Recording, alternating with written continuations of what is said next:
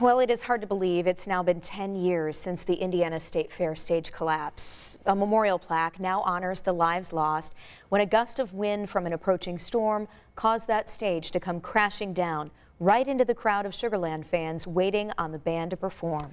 7 people were killed that night. You can see their names on the screen here, and nearly 60 others were injured that evening.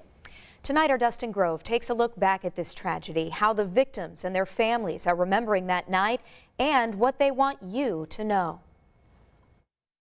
Here's the main stage. My daughter and I were right in the front. It was the single moment that changed so many lives forever. And 10 years later, Rob Kleinsteiver, My daughter's like, what do I do? What do I do? And I still remembers every single detail. And looking on my shoulder, and the stage is coming down at us. It's like this slow motion thing, and he's coming and coming and coming. He and his 12-year-old daughter Leah, right there in the second row, waiting for the band to take the State Fair main stage.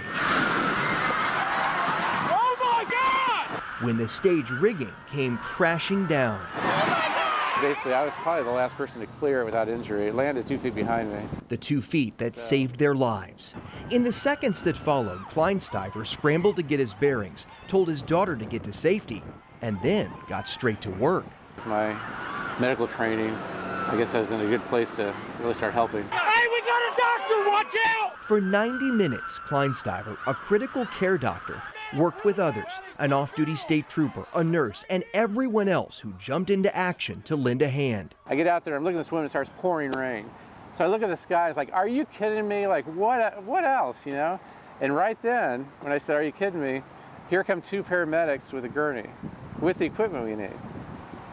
You know, all right, got it. 4 people died that night, along with 3 others in the days that followed. But 68 were injured and survived. Among them, My stuffed animal off my bed!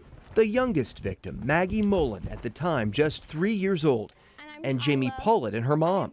I broke both my legs. I had a torn Achilles and a skull fracture as well. Years later, the wounds have healed, and the bond between all of these one-time strangers has gotten stronger.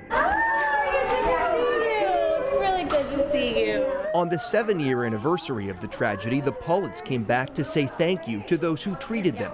They're back again this year. How are you? Dr. Kleinsteiver says it's important to come back, and for all Hoosiers to look back. Reflect on what happened, to honor, remember, you know, those that died and those who were injured. And to reflect on the good that happened that night. All the people that came in to help without thinking that they were putting themselves in danger. I mean, that rigging was unstable. I mean, is that human nature to just jump in and help? I think so. And he believes there's another lesson to be learned for all of us. You never know, right?